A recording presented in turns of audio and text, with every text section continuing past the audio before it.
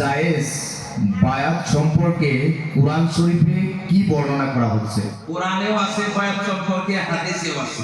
বিভিন্ন আয়াতে বিভিন্ন হাদিসে আছে সাহাবারা আল্লাহ রাসূলের কাছে বায়াত হয়েছে। তবে বায়াত বহু প্রকারের আছে। বায়াতে জিহাদ, বায়াতে ইসলাম, বায়াতে খিলাফত, বায়াতে তাকওয়া। বায়াতে ইসলাম গ্রহণ করার সময় বায়াত করে। বায়াতে জিহাদ, জিহাদে যাওয়ার সময় বায়াত করে। বায়াতে খিলাফত প্রতিষ্ঠা করার সময় বায়াত করে। এগুলা হলো এই বিশেষ বিশেষ ক্ষেত্রের বয়াত। আর একটা হচ্ছে বয়াতে তাকওয়া।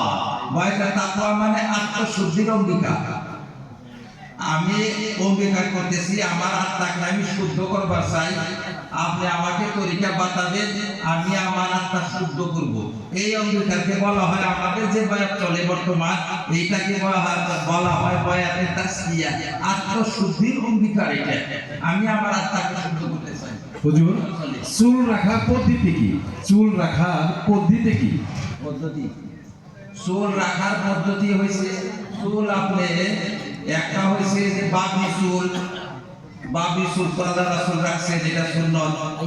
আর একটা হয়েছে সাহাবারা এরকম ছোট ছোট করে কাটছেন, ওই জন্য এটাও সুন্নত। সাহাবারা যে কাজ করে সেটাকে সুন্নত বলা হয়।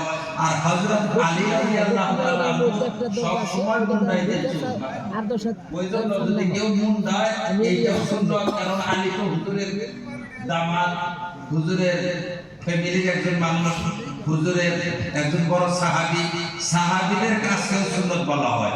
সেই অর্থে আমরা বলি চুল চারিদিকে সমান করে কাটা এটা সুন্নত, সাহাবাদের সুন্নত। আবার মুন্ডন করা এটা সুন্নত। আর বাবি চুল রাখা এটা সুন্নত। আল্লাহ রাসূল বাবি চুল রাখতেন।